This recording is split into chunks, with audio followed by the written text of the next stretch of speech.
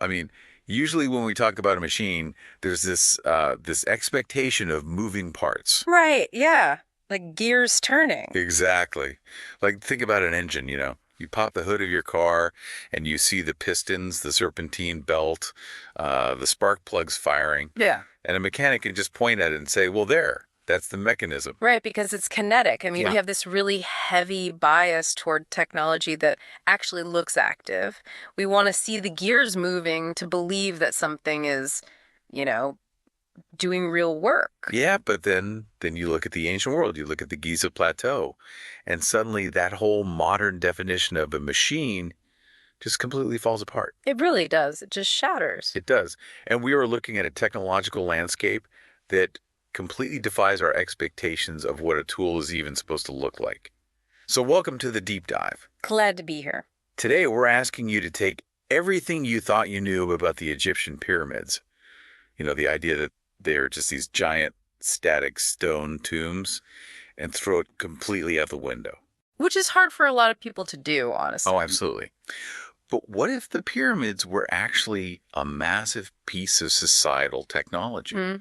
Like a literal functioning engine that was deliberately designed to manufacture a nation out of thin air and maybe even tap into cosmic power. It's a pretty profound reframing, honestly. I mean, we are looking at a cross-section of research today that forces us to stop looking at the pyramids as just, well, piles of rock. Right. We have to start looking at them as catalysts. We've got this huge stack of sources today. We're talking geological data, hard archaeological records, modern economic theory. Some of the weird stuff, too. Oh, definitely. Yeah. We are going to dig into some highly speculative mytho-historical texts as well, because our goal isn't just to tell you, what they built. Yeah. You want to dig into the actual mechanisms of how and why this impossible architecture literally transformed a scattered population into a unified empire. Exactly. And whether you're an ancient history buff or, someone fascinated by massive logistical puzzles or just insanely curious about why humans build impossible things, this deep dive will completely change how you look at the ancient world. I really think it will. So, okay, let's unpack this. And I think we need to start by just grounding this in the dirt. Yes, the logistics. Because before you can move a single 2-ton block of limestone, you have to solve a massive logistical nightmare. I mean, imagine you are an ancient Egyptian farmer living along the Nile. How does a society of disparate rural farmers suddenly organize themselves to build a man-made mountain? Well, you have to build a supply chain before you can build a pyramid. And we really need to correct a very persistent modern assumption here. What should? We tend to look at monumental building projects, whether it's an ancient temple or even like a modern stadium, as a drain on the economy. We think, oh, the pharaoh wanted a massive tomb, so he bankrupted the treasury and exhausted his people to get it. Right, like tossing money into a giant pit in the desert. Exactly. But the economic data we are analyzing today from our sources argues the exact opposite. In its earliest days, the Egyptian economy didn't build the pyramids. The pyramids actually built the Egyptian economy. Wait, okay, I need you to explain that. How does spending massive amounts of resources on a giant stone triangle actually build an economy? Well, it functions as a massive centralized forcing mechanism. Think about the physical geography of ancient Egypt for a second. It's basically just a long green strip, right? Yeah, it's incredibly linear. It's stretched out over hundreds of miles along the Nile River. So you have these highly diverse, scattered villages, and they don't necessarily view themselves as a unified nation at this point. So how do you force them to care about the center? To bring them together, the central authority created what the texts call pious foundations. Oh, yes. I saw this in the research, the whole mutt and hut system. Yeah. You have to unpack how this actually functioned on the ground, because it kind of blew my mind. Yeah, the brilliance of it is really in the administrative simplicity. Committing to building a pyramid meant the state had to immediately found entirely new villages, which they called mut in ancient Egyptian, and these vast agricultural estates, which were called hut, out in the hinterlands. So it's basically internal colonization. Exactly. The state was expanding its reach into completely undeveloped territory, turning wild land into productive farmland. And then they tied that new production directly to the central divine project. So they are essentially planting like ancient company towns out in the wilderness. That is a great way to put it, yeah. And there's this specific example from the reign of King Sneferu, the founder of the Fourth Dynasty. The guy was a prolific builder. Yeah. Incredibly prolific. The records in our sources show he created 35 of these estates, encompassing, I think, 122 different farms. And they didn't just call them, agricultural zone 4 or whatever. Yeah, they had these incredibly evocative, deeply ideological names. Things like the Joy of Sneferu, or the Dancers of Sneferu, and the Nurse of Sneferu. Which is just wild propaganda. It really is. Those names are doing heavy psychological work. They aren't just administrative labels. They're tying the daily, back-breaking labor of a farmer hundreds of miles away directly to the divine person of the pharaoh. Wow. By establishing the Joy of Sneferu out in the provinces, the state is engineering a nationwide supply chain. They are setting up a permanent system where grain, cattle, beer, and textiles are constantly being generated on the periphery and then funneled inward. Okay, let's track that funneling process. Because I was wondering, how did they actually manage the taxation and redistribution? Yeah. I mean, if I'm a farmer at the Joy of Sneferu, I'm obviously not mailing a check to Giza. No checks. You are dealing in a barter and staple economy, which is primarily driven by grain. And the mechanism worked through this vast network of state granaries. How did they measure what you owed? Well, the bureaucracy would actually assess your farm's yield based on the height of the annual Nile flood. Wait, really? Just based on the water level? Yeah. If the flood was good, your tax quota was automatically higher. Scribes would literally go out and measure the grain going into local silos, record it on papyrus, and then coordinate these massive fleets of transport barges. To move that tax surplus down the Nile to the central pyramid complex. Exactly, creating this absolute black hole of demand at the center. That is so fascinating because you have tens of thousands of workers, administrators, and priests at the construction site, and they obviously produce absolutely no food of their own. Not at all. They're building, not farming. So the entire country physically has to organize its transport networks, its accounting systems, its agricultural cycles, just to feed that central black hole. So the sheer act of feeding the pyramid builders is what actually forged this scattered collection of villages into a nation state. Yes. The infrastructure required to feed the workforce became the infrastructure of the state. Okay, well, let's talk about the people at the center of that black hole who are actually eating this grain. Because I want to hit pause here to dispel a very, very persistent Hollywood myth. The slave myth. Exactly. When most of us picture pyramid builders, we picture Charlton Heston movies. We picture these endless lines of enslaved people being brutally whipped in the sun while dragging giant stones. Right, it's a very ingrained image. But the archaeological consensus completely contradicts that entirely. Thank goodness. So what was the reality? The reality was a highly organized system of seasonal mass employment, and it's entirely rooted in the ecology of the Nile River. How so? Well, the Nile inundated, meaning it flooded its banks every single year like clockwork. And during this inundation period, which lasted for about 4 months, the agricultural fields were just completely submerged underwater. So farming was physically impossible. Completely impossible. Put yourself in those shoes. You have this agrarian society where suddenly the vast majority of the population has no work and absolutely no way to produce food for a third of the year. Idle labor, which, if you think about it, is incredibly dangerous for an early state. I mean, It leads to economic stagnation or starvation or political unrest, right? Exactly. A bunch of bored, hungry young men is not good for stability.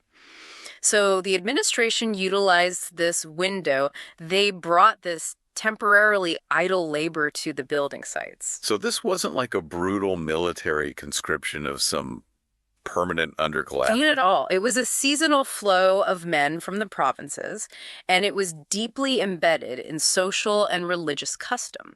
You travel to the capital during the flood, you work on the pharaoh's monument, and you are housed and fed by the state using, by the way, that surplus grain from those pious foundations we just talked about. Wow. And you participate in something culturally massive. It's basically a mechanism for social integration.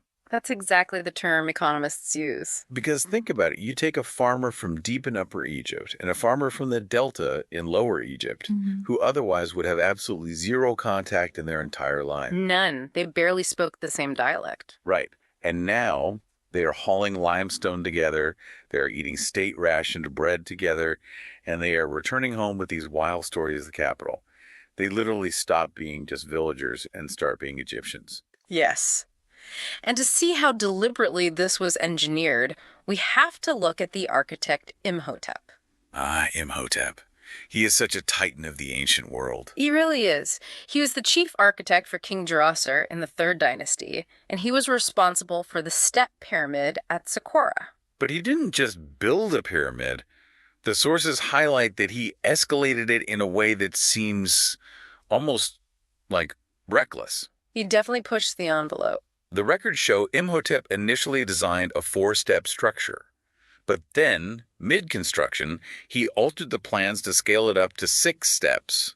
And that modification required extracting, moving, and placing roughly 650,000 tons of additional stone. It's an unbelievable pivot. Why would an early civilization suddenly decide to take on 500,000 tons of extra work just to make a tomb look a little taller? Well, the modern economic analysis we're looking at points out that this was not merely architectural vanity. It was a deliberate high-stakes stress test of the state apparatus. The stress test. Yeah. The administration, spearheaded by Imhotep, was experimenting. They wanted to know the absolute limits of this seasonal employment model. Like, could they scale the logistics? Exactly. Could the scribes manage the increased taxation required to feed a workforce that large? Could the transport barges handle that volume of stone without completely crippling the river traffic? The step pyramid was basically a live experiment in state building. And they obviously passed the test. You know, when I was reading through this part of the sources, a modern parallel jumped out at me immediately. This looks exactly like a massive federal jobs program. Oh, it really does. Think about the United States during the Great Depression. The government created the New Deal. They built the Hoover Dam, the Tennessee Valley Authority, and then later on, the interstate highway system in the 50s. Which transformed the country. Right, because the underlying goal of those projects wasn't just about water management or getting cars from point A to point B. It was about putting a fractured, economically devastated population to work. It stimulated heavy industry, and it created this unified national infrastructure that physically bound the country together. The analogy holds up incredibly well. The pyramids were basically the ultimate infrastructure projects of antiquity. Yeah. But there is a crucial difference, which is the ideological wrapper. A modern interstate highway doesn't have a religious liturgy attached to it. I mean, we definitely don't make sacrifices to the god of asphalt to ensure the trucks run on time. Right, exactly. But for the Egyptians, this economic policy was entirely indistinguishable from their religion. Labor was liturgy. Which raises a really fascinating chicken and egg question. Were the Egyptians building the pyramid, or was the pyramid building them? The consensus among the economic historians in our sources is definitely the latter. It was a self-sustaining feedback loop. The phrase used in one of our texts is that it operated like a, quote, chemical reaction. A chemical reaction. Yeah, because to build on the gargantuan scale of the Fourth Dynasty, like the Great Pyramid of Khufu at Giza, the state's administration had to evolve exponentially. They couldn't just wing it anymore. No, the civil service grew massive. It was divided into the red and white houses for Upper and Lower Egypt. They were forced to innovate constantly in record keeping, in complex mathematics, in taxation, and in labor organization. So the sheer act of building the pyramids literally trained the elite bureaucracy that would successfully run the Egyptian empire for the next 2,000 years. Precisely. Okay, but if this chemical reaction is the perfect engine for centralizing a state and building an economy, why turn the engine off? Ah, Because they did stop. The Great Pyramids at Giza are the absolute peak. But the later pyramids in subsequent dynasties shrink dramatically. I mean, they're essentially small mounds of mud brick compared to Khufu's monument. If the mega project is what keeps the economy running, why stop building man-made mountains? well, you stop running the engine in the garage once the battery is fully charged, right? Okay, that makes sense. They stopped because the machine achieved its ultimate purpose. The Egyptian state was completely solidified. The once scattered rural population was fully integrated into a national identity. The administrative bureaucracy was entrenched and hyper-efficient. So they simply no longer required the massive unifying gravity of an impossible mega project to hold the country together. Exactly. Once the scaffolding is up, you don't need to keep bringing in more steel. And the research provides a really interesting cross-cultural check on this theory, too. Like, let's look at the Great Wall of China. Yes, the Great Wall is very often compared to the pyramids as a massive mobilization of human labor. Right. But its sociological function was fundamentally different. The Great Wall was constructed roughly 2 millennia later, and it was built to defend an already existing centralized state from external nomadic threats. So it was a staggering labor project, certainly, but it was not the catalyst that originally created the Chinese state. Right. But contrast that with the pyramids in Mesoamerica, like Teotihuacan or the Maya structures. Our texts argue those are a much, much closer sociological parallel to Egypt. Even though they are completely independent civilizations, separated by oceans and thousands of years. Exactly. But we see the exact same phenomenon. A society utilizes a massive central architectural megaproject to force the transition from a loose network of rural farming villages into a centralized, complex, urbanized state. And just like in Egypt, once that state apparatus is fully realized, the need to build those specific, impossibly massive projects begins to fade. It implies this profound, almost universal sociological rule. Reaching a certain threshold of civilizational complexity requires a collective physical exertion of almost impossible proportions. You literally have to invent an impossible task to force your society to invent the tools to solve it. Well said. Okay, that perfectly tees up our next major problem. Because we know why they built this economic engine, but the physical reality of how they did it still breaks my brain. It breaks a lot of people's brains, yes. We've established they had the labor force. But manpower alone doesn't explain the math. How do you actually build this thing in a way that doesn't violate the laws of physics? The logistics of the Giza Plateau remain the ultimate nightmare for engineers. I mean, we are talking about over 2 million individual blocks in the Great Pyramid alone. It's staggering. And some of the granite blocks in the King's Chamber weigh upwards of 70 tons, and blocks in the nearby temple complexes weigh up to 200 tons. Just moving one of those is a career-defining achievement. And these had to be quarried, perfectly dressed, transported, and elevated hundreds of feet into the air with microscopic precision. And the research we have completely dismantles the standard textbook explanations for this. I mean, we're all taught in grade school that they used copper chisels, wooden mallets, and massive earthen ramps to drag these blocks. We are. But when you look at the geological data and the sheer scale, that traditional theory completely falls apart. For instance, the geological analysis by Folk and Campbell mentioned in our stack, they looked at the incredibly tight tolerances between the casing stones gaps, so small you literally can't slide a razor blade between them. To achieve that, some traditional Egyptologists suggested the Egyptians must have used enormous metal saws, perhaps copper infused with abrasive sand, to slice through the limestone. But the mechanism of that theory is fatally flawed. Because of the copper. Because copper is a highly soft metal.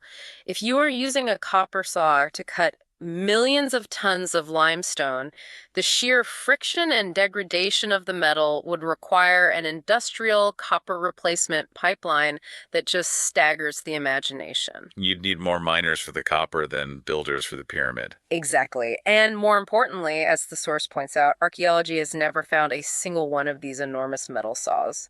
There is zero physical evidence they existed. And then there's the ramp theory. Oh, the ramp theory. When you run the spatial math on moving 2 million blocks, it creates a massive bottleneck. Right, because to get to the top, the ramp has to be huge. You would need a ramp a mile long just to maintain a manageable incline. And the sheer volume of material needed for the ramp would actually exceed the volume of the pyramid itself. That is hilarious. Building a bigger monument just to build the monument. Right, and it requires a crowded, chaotic work site of tens of thousands of men packed shoulder to shoulder on a precarious incline, which is just a logistical impossibility. Exactly. The math of the workforce contradicts the physics of the stone. So if they didn't carve them with copper saws and they didn't drag them up impossible ramps, what is the alternative? This brings us to one of the most provocative concepts in the research, the agglomerated stone theory. Yes. Unpack this because it is wild. The agglomerated stone hypothesis, which is very often associated with the materials scientist Joseph Davidovits, it forces a complete paradigm shift. How so? The premise is that the stones, specifically the outer casing stones and the blocks at the higher elevations, were never carved in a quarry and hoisted. They were cast in place. Wait. Are you seriously telling me the Great Pyramid is just ancient Egyptian concrete? Because that sounds like a massive stretch. I know it sounds modern, but the chemistry is fundamentally ancient. The theory proposes the use of an early geopolymer. Okay, what is the actual mechanism there? Here is how the mechanism works. Instead of carving a solid block, workers take soft, highly fossiliferous limestone rubble, which is incredibly abundant right at Giza, and they disaggregate it in large pools of water from the Nile. So then they make a mud, basically. Basically. And to this wet slurry, they add a specific chemical binder. What kind of binder? I mean, we aren't talking about modern Portland cement here, right? No, we are talking about naturally occurring chemicals that the Egyptians had in vast, vast quantities, specifically natron, clay, and lime. Natron. Isn't that what they use for mummies? Yes. Natron is a naturally occurring mixture of sodium carbonate dehydrate and sodium bicarbonate. The Egyptians used it extensively for desiccation in the mummification process and also for glass making. Okay, so they mix natron, lime, and clay into this limestone mud. Then what? When you mix them together, a chemical reaction occurs at the molecular level, creating a caustic alkali liquid that acts as a really powerful binder.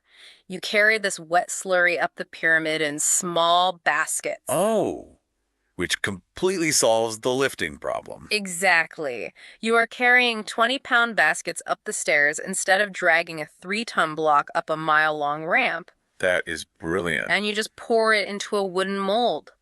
Within days, it cures and hardens into a synthetic limestone block. And that solves the precision problem perfectly, too. Because if you pour a liquid geopolymer into a mold right next to an already hardened block, the liquid is going to conform exactly to the microscopic contours of its neighbor. Yep.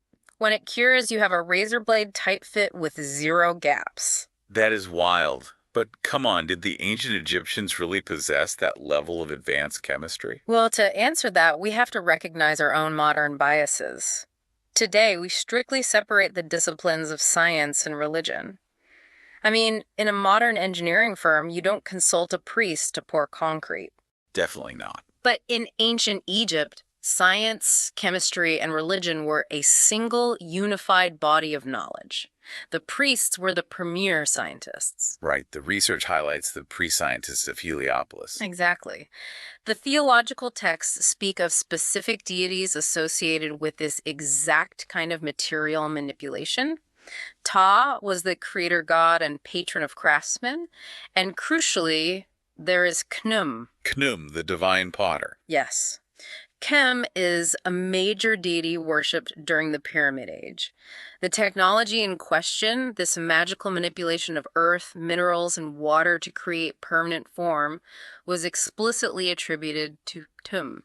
And the sacred formulas of Tum were said to be recorded in the books of Thoth, who is the god of writing and hidden wisdom. Right. So an advanced chemical formula for geopolymers wouldn't be filed in a patent office. It would be guarded as a highly sacred magical ritual restricted to the highest echelons of the priesthood. It makes total sense in that context. And the proponents of the geopolymer theory don't just rely on mythology, do they? No, they point to highly debated but physical archaeological artifacts, specifically the famine still and the Urdison still. Tell me about the famine still first. The famine still is an inscription found on Sahel Island. Certain material scientists have translated a section of it as a literal recipe, like a list of specific minerals and chemical compounds required to manufacture synthetic stone. A literal recipe carved in stone. And the Urdison still. That one is the autobiography of an ancient master craftsman named Urdison. On it, he explicitly boasts that he possesses the secret knowledge of making a synthetic material that fire cannot consume and water cannot dissolve. So the geopolymer advocates look at those tales and say, well, there's the smoking gun. They are openly bragging about casting stone. Exactly. And if that is true, then the pyramid site wasn't just a brute force labor camp. It was the research and development sector of the ancient world. It implies the existence of advanced chemical industries, material science workshops, and state-funded research centers. It transforms the whole economic engine we talked about into a high-tech incubator. It really does. I love that idea. But I have to push back hard here because our stack of sources includes a massive, newly discovered piece of hard archaeological evidence. Yeah. That seems to completely destroy the pouring concrete theory. You're talking about the Diary of Merer. I'm talking about the Diary of Merer, the Wadi el-Jarf papyri. This is one of the most significant archaeological discoveries of the 21st century. That absolutely is. And this isn't a myth, and it's not a debated translation of a magical stele. It is a literal day-to-day logbook written by an official named Merer. He was an actual foreman during the reign of Khufu, directly overseeing a crew working on the Great Pyramid. A middle manager, essentially. Yes. And in this diary, he painstakingly details his team's activities. They travel to the Tura limestone quarries across the river. They physically cut blocks of white limestone. They load these solid, heavy blocks onto boats, wait for the Nile to flood them down the river, and maneuver them through a complex system of artificial canals right up to the base of the Giza Plateau.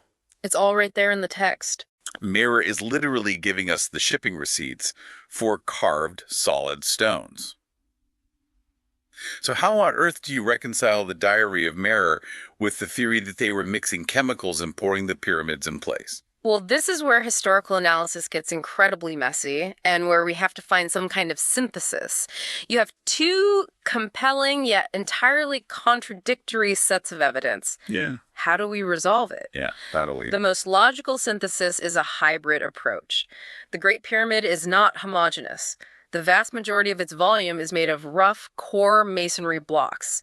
It is highly probable that these core blocks and the fine Tura limestone casing stones described by Merer were quarried and transported via boats exactly as the diary states. So Merer's logbook is undeniable proof of the quarrying and transport mechanism. Yes, but Merer's diary does not explain how those stones were lifted 400 feet into the air, nor does it account for the microscopic precision of certain interior structures or the very top of the pyramid where leverage and ramp space disappear entirely. Ah, I see. It is entirely plausible that the Egyptians utilized brute force quarrying for the bulk of the structure, but switched to highly guarded geopolymer casting technology for the most logistically impossible sections at the summit, or for the perfectly fitted outer casing. They used brute force where they could and high-tech chemistry where they had to. Exactly. But that nuance gets totally lost in the public debate, doesn't it? I mean,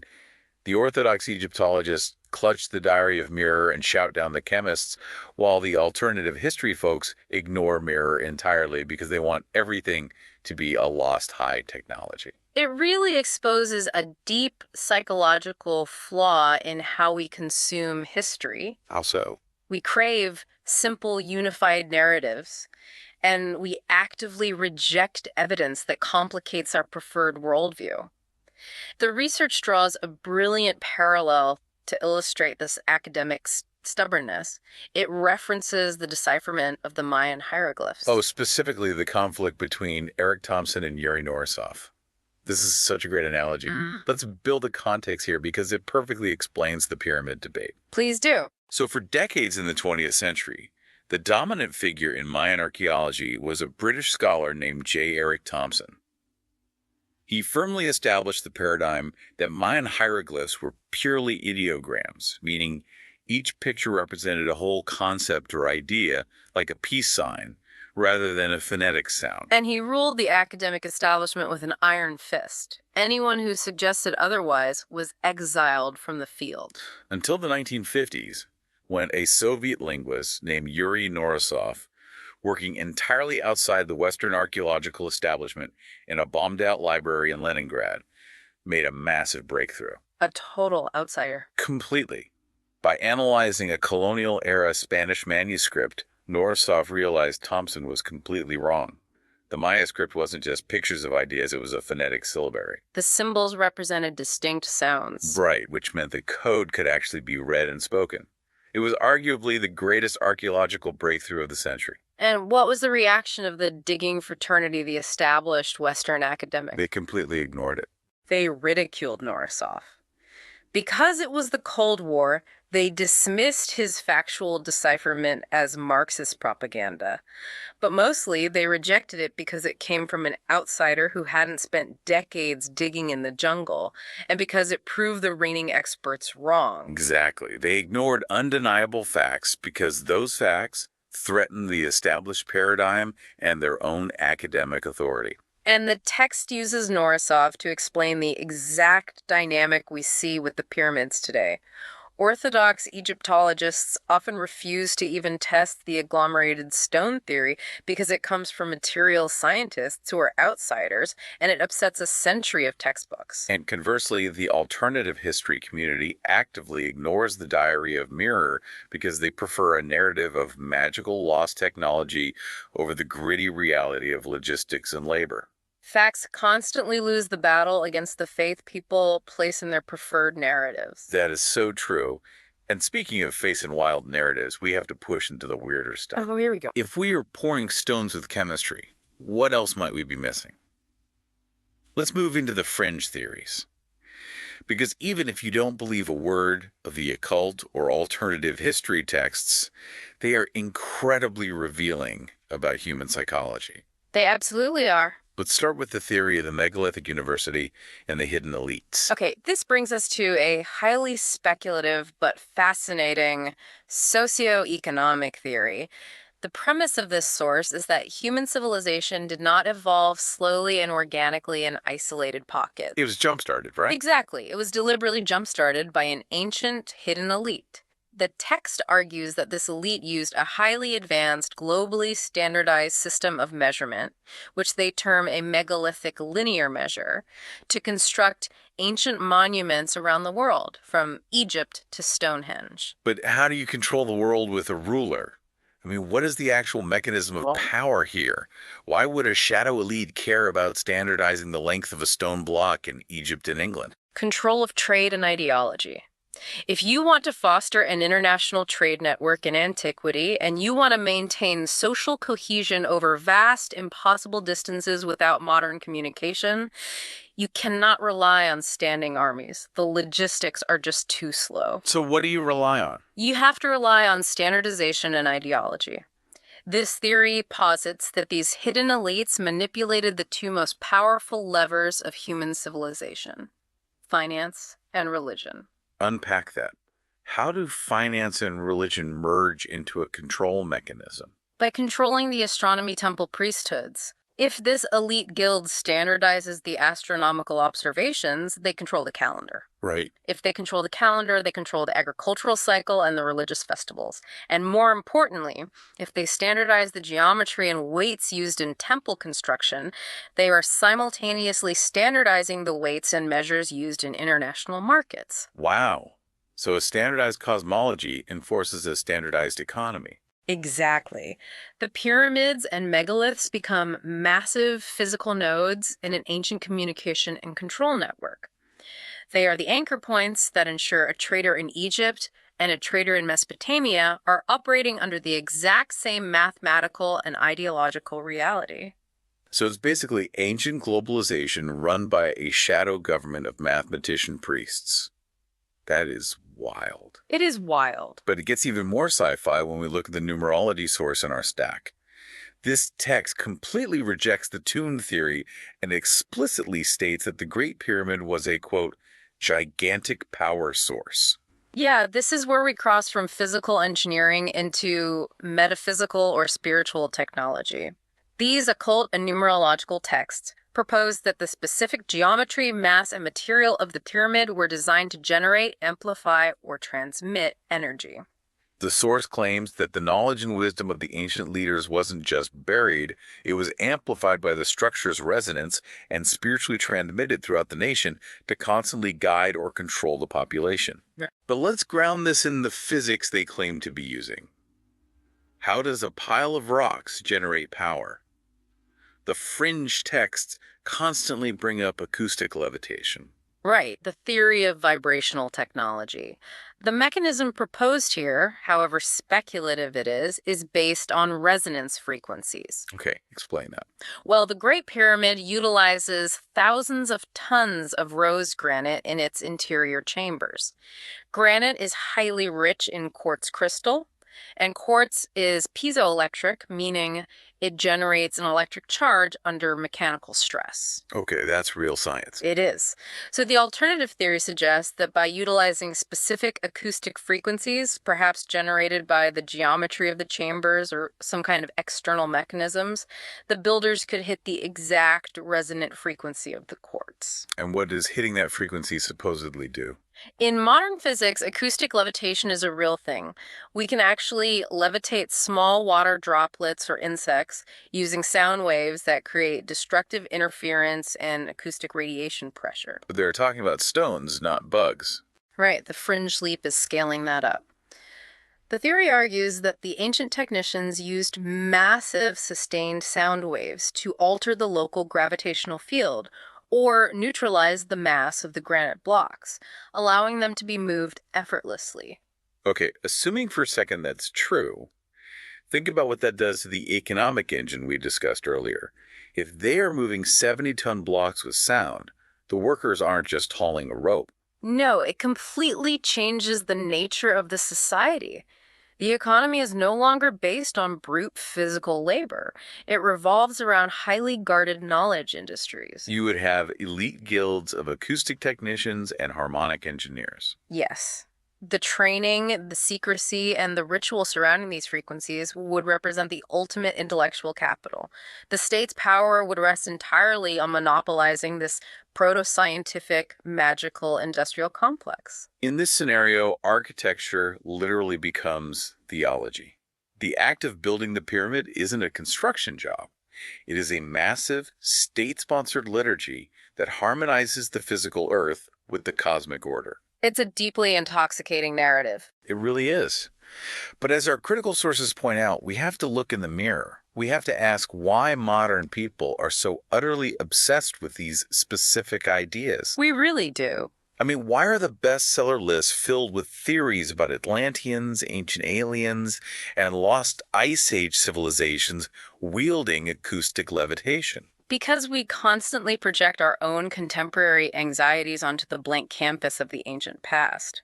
The sociological text we reviewed makes a really brilliant observation about this. What does it say? It notes that the occult revival of the late 19th and 20th centuries and the current obsession with ancient apocalypse theories are transparent reflections of our modern fears. Fears about, like, nuclear war, uncontrollable artificial intelligence, catastrophic climate change. Exactly.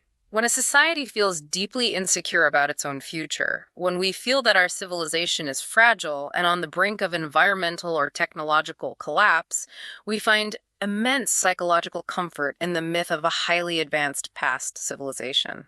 We want to believe in an Atlantis that either survived a massive cataclysm, leaving the pyramids as a vault of knowledge for us to find, or that possessed a spiritual harmony with the earth that we have tragically lost. The pyramids become a psychological safety net.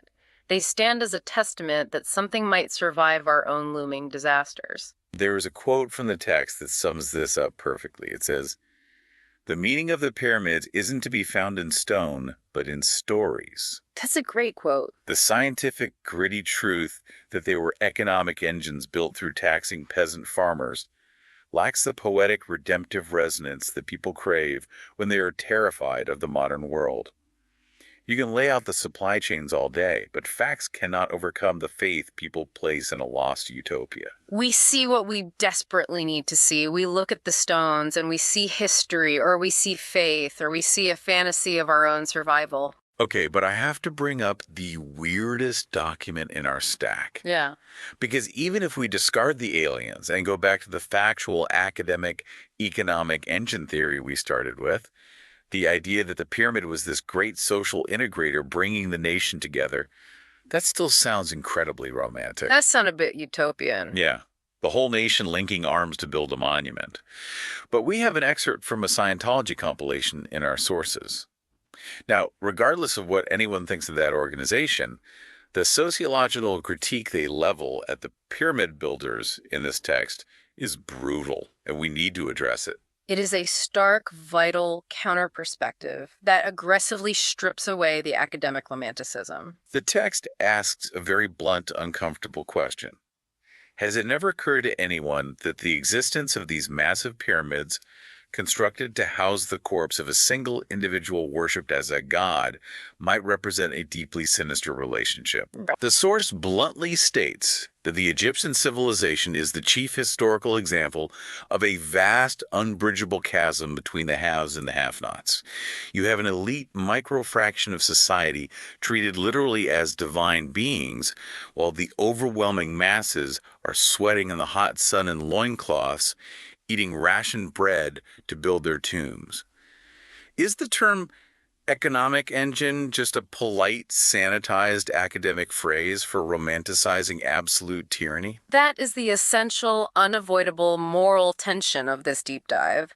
We can objectively analyze the mechanisms and acknowledge that the economic engine was breathtakingly effective at state building. Because it did work. It absolutely worked. It created the infrastructure, the administration, and the unified national identity of Egypt. But we must simultaneously acknowledge the dark side of the engine. This system was fundamentally built on extreme institutionalized inequality. The social integration was not a democratic grassroots movement. No, it was a top-down imposition of total control. The vast majority of the population was permanently subjugated, their labor and lives extracted to serve the ideological and material obsession of a microscopic elite. The machine worked flawlessly, but it ground up a massive amount of humanity in its gears to keep running. Precisely. It is the ultimate paradox of civilization. Great achievements often require terrible mechanisms of control. So how do we synthesize all of this? We've covered the logistics of feeding a nation, the chemistry of pouring geopolymers, the hidden elites controlling global trade, acoustic levitation, and the grim reality of a barefoot subjugated labor force. How do we take all these fractured lenses and merge them into one unified picture of what the pyramid actually was? To achieve synthesis, we have to stop trying to force the pyramid into a single conceptual box. It was not just a tomb. It was not just a Keynesian jobs program. It was not just a spiritual symbol or an R&D lab. The pyramids were Egypt's first true national engine because they were simultaneously all of these things at the exact same time. It was a mega project mobilizing physical labor, Right. a technological hub driving material science, a political weapon for centralizing authority, and a massive spiritual ritual aligning the dirt of Egypt with the stars and the cosmos. Exactly. It was the absolute nexus where every single aspect of human endeavor in that society converged into a single point. And we have a beautiful, explicit piece of textual evidence that illustrates this convergence. From the pyramid texts, right? Yes, specifically utterance 1650. I have that flagged right here. The translation reads, "Any gods who shall cause this pyramid and this construction of the king to be good and sturdy, it is they who will be in control. It is they who will take possession of the crown." That single inscription is the key to everything we've discussed today. It explicitly, legally links the physical, structural sturdiness of the monument directly to political control and divine authority. The building of the pyramid is the validation of the state. If the pyramid stands, the government stands. But what fascinates me is when these texts appear. Our sources point out a massive evolutionary shift. The giant 4th dynasty pyramids, the Great Pyramid of Khufu, Khafre, are virtually silent inside. Right. No text. They don't have these massive hieroglyphic texts carved on the walls. They relied on pure, overwhelming, brute force architectural scale. They built physical star shafts to aim the king's soul at the constellation of Orion. But then you advance to the 5th and 6th dynasties, the pyramids suddenly become much, much smaller. They are often built with inferior rubble cores. But the interior walls are suddenly covered floor to ceiling in the pyramid texts. The magical spells are literally written out. Why the sudden shift from giant silent rocks to small chatty rocks? Because of an evolutionary leap in the technology of statecraft. As the sociological texts explain, once the physical state was fully built and stabilized by the economic engine of those early giant pyramids, the rulers didn't need to move 22 million tons of rock to prove their power to the populace anymore. They didn't need the stress test anymore. Right. The magical and administrative power of the written word replaced the need for massive architectural features. Saying it or writing it down in complex hieroglyphs became as magically and politically potent as physically building it. Wow. The software replaced the hardware. That is exactly the mechanism. The state had evolved to a level of complexity where the bureaucracy, represented by the written word and the legal decree, held the absolute power that previously required a man-made mountain to project. This is exactly why this deep dive matters to you, listening right now. The pyramid was the ultimate machine where economy, religion, science, and myth became one unified force. When you look at any massive human endeavor today, whether it's the Apollo space program putting a man on the moon, the creation of the decentralized internet, or the current frantic global race to build artificial general intelligence, you are looking at a modern society attempting to build a pyramid. You are looking at a culture mobilizing its maximum financial resources, its absolute cutting-edge science, and its deepest, most closely held ideological myths to build a machine that fundamentally alters the society that builds it. The Egyptian pyramids are not just a relic. They are the original blueprint for human ambition on a civilizational scale. Thank you so much for joining us on this massive deep dive into the sands of antiquity and the architecture of human society. We've seen how the pyramids weren't just static monuments to the dead, they were the literal grinding engines that manufactured a living nation. But before we sign off, I want to leave you with one final lingering question based on this entire social evolution we've mapped out today.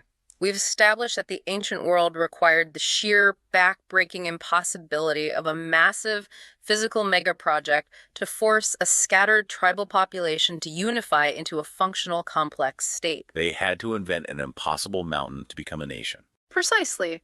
So what is the modern equivalent? Look at our world today. We are living in an incredibly fractured, polarized global society where common purpose seems almost impossible to locate. Are we falling apart socially and politically simply because we've run out of impossible pyramids to build together in the physical world? Wow, that's a heavy thought. Or is our next great mega project the machine that will finally force humanity to unify globally, something entirely invisible? Is it waiting to be constructed not in limestone and granite, but in the digital architecture of the metaverse, or perhaps out there in the cosmic expanse of a Martian colony? That is definitely a thought to keep you up at night. The gears of history never actually stop turning, even if the machine looks entirely different to our modern eyes. Keep questioning the stories hidden in the stones, and keep looking for the engines driving our own world. Until next time.